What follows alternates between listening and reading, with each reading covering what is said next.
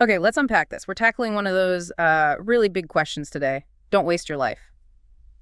It can sound a bit heavy, maybe, even like someone's pointing a finger. Right, but looking at the stack of sources we've pulled together, it feels less like a burden, and more like a powerful invitation. An invitation. How so? An invitation to really show up, to live with intention, to actively participate in building your own experience. Okay, I see. And these sources we're looking at, they're full of strategies. Yeah. Insights. Exactly. Strategies, insights, stories, all revolving around this idea. How do you build up that inner strength you need for the inevitable bumps in the road? How do you focus on goals that actually matter to you? And you mentioned English fluency comes up as an example. Yeah, fascinatingly, it does. It serves as this really concrete lens to see all these principles like in action. Gotcha. So that's our mission for this deep dive then. We want to pull out what these sources tell us about avoiding that kind of quiet drift, that slow erosion of potential they talk about. Right. How do we consciously build a life that feels, genuinely rich in experience, in accomplishment? So we'll dig into the why, the motivation. The fuel and the inner engine, that resilience piece. And then the practical how, the focus, with some real-world examples from the material to make it stick. Exactly. And it's important what these sources stress about wasting life. It's usually not some huge dramatic flame out. No. What is then? It's often much quieter, more insidious. It's the constant drag of procrastination, or the fear that just keeps you stuck, not starting. Simple aimlessness, maybe. The passion you didn't follow up on, the skill you kept putting off. Precisely. The connection you missed, the kindness you didn't express. It's how days can just blur together if you're not actively engaging. Which leads to this core idea they push, right? Choosing not to waste your life. It means consciously deciding to be in the game, a participant, a learner, someone who strives. Leaning in, yeah. And pursuing something like English fluency. Yeah. That's held up as a perfect example of this spirit. It's a clear challenge, demands active, sustained effort. Okay, so if that's the problem, what are the solutions? The antidotes, as they call them. Well, a big one is defining purpose. Purpose. That sounds big. It can be. But they're clear. It doesn't have to be some single giant life-changing mission right away. It can be much more immediate, tangible, mastering English, like we said, contributing to a project, showing up better for your family. Makes sense. They bring up Nietzsche. They do. That line, he who has a why to live can bear almost anyhow. Your why, even a starting one, gives you direction. It answers to the what for. Okay, so you have your why, but getting there, it's not always smooth sailing. Discomfort comes up. Oh, absolutely. Embracing discomfort for growth. It's another key antidote. The sources are really strong on this. Yeah. Growth just doesn't happen in your comfort zone, period. And learning English is a prime example, right? You stumble, you make mistakes, you feel awkward. Definitely. And deciding to push through that feeling instead of backing away. That's a core act of living consciously, according to these pages. And in today's world, being present, that seems harder, but maybe more important than ever. Totally. Cultivating presence, that's another one. They suggest being genuinely present, whether it's a conversation, studying, or just, sitting quietly, is incredibly powerful. Mindfulness, paying attention. Yeah. It helps you absorb things, learn better, make deliberate choices instead of just reacting all the time. Crucial for learning effectively. And you can't wait for perfection, can you? That seems like a trap. A huge trap. That's the next point. Taking action despite imperfection.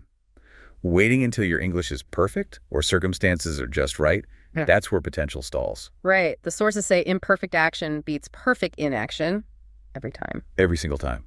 Speaking broken English and getting your point across infinitely better than staying silent out of fear. Makes sense. And all this needs time, which is finite. Exactly. Prioritizing time. That underpins everything. Learning to say no to distractions, carving out dedicated time for your goals like English study. It's not just a productivity tip. It's framed as a fundamental act of valuing your own potential, directing that precious resource consciously. Okay, so deciding to engage is the start. But like you said, there will be bumps, obstacles. That's where this internal foundation comes in. Inner strength, they call it. Yes. And the way they talk about inner strength is really important. It's not something fixed, like you either have it or you don't.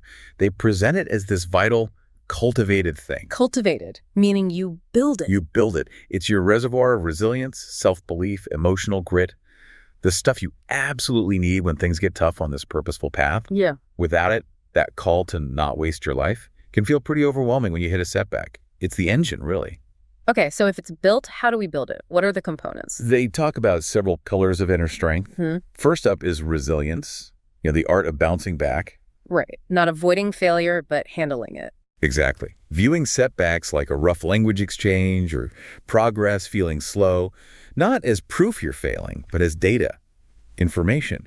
It's about consciously reframing negative thoughts, finding solutions, seeking support, getting back up. That feels connected to the next one they mentioned, self-compassion, being kind to yourself. Oh, hugely connected. We're often so much tougher on ourselves, aren't we?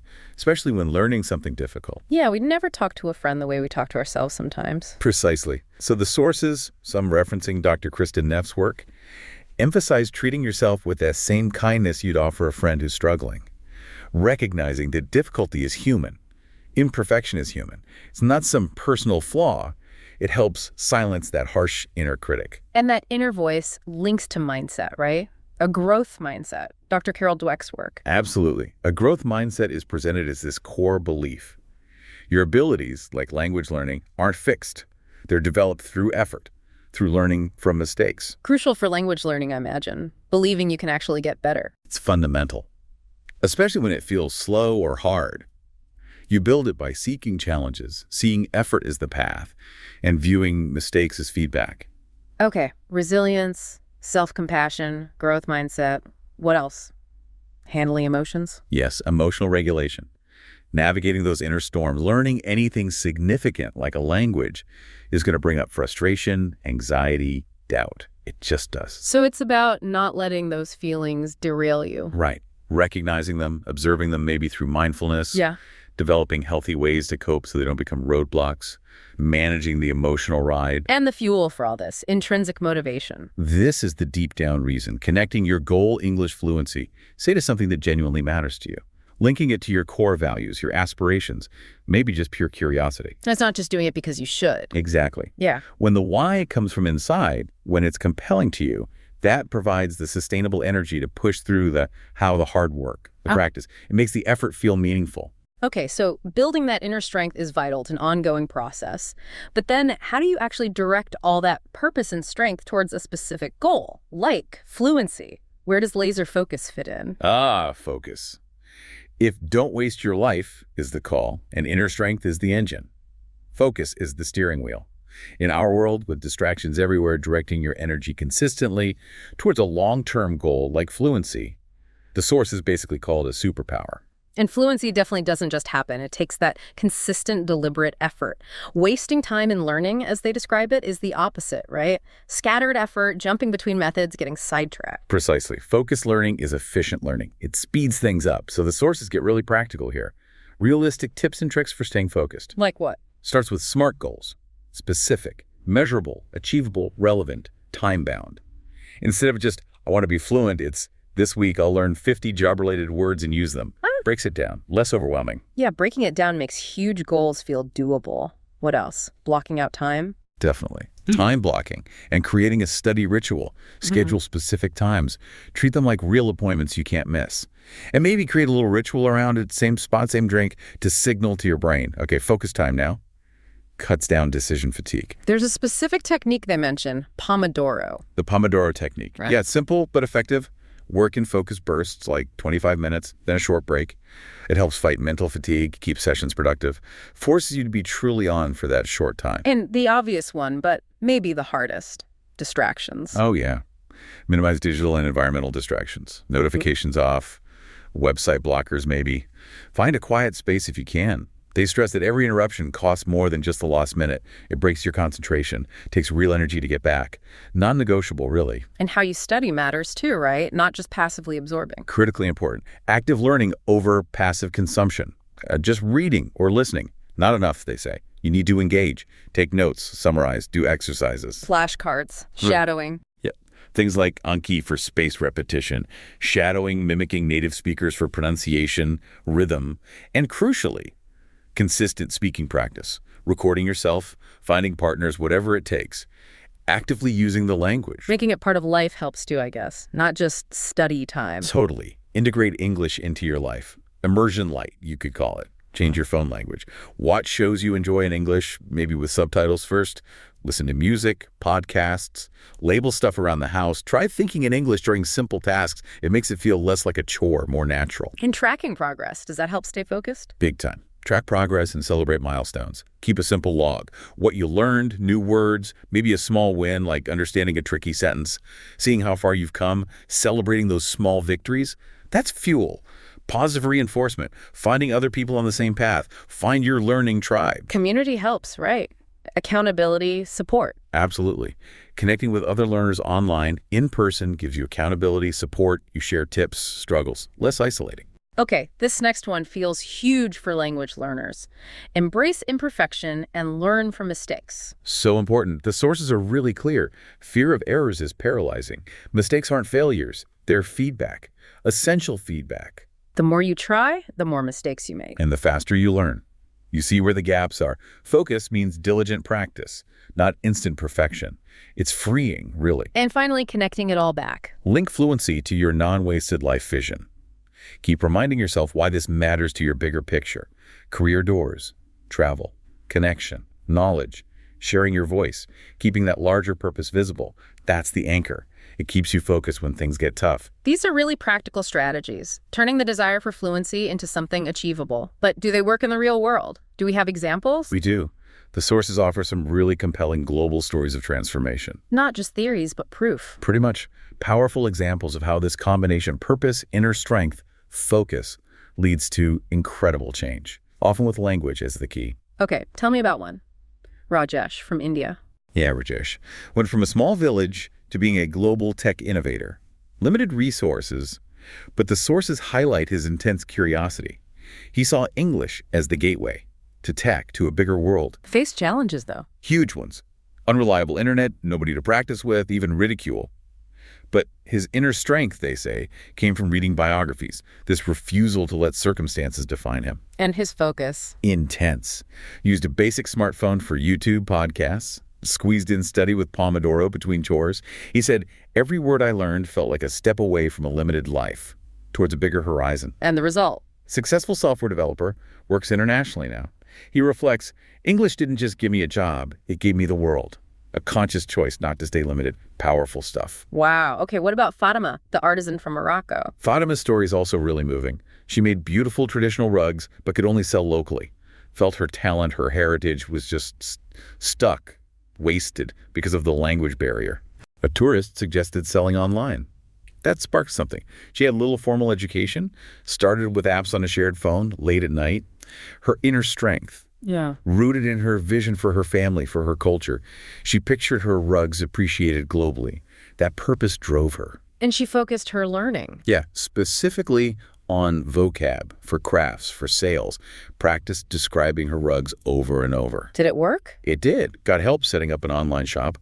That first international sale was massive for her. She said, I felt my talent was being wasted.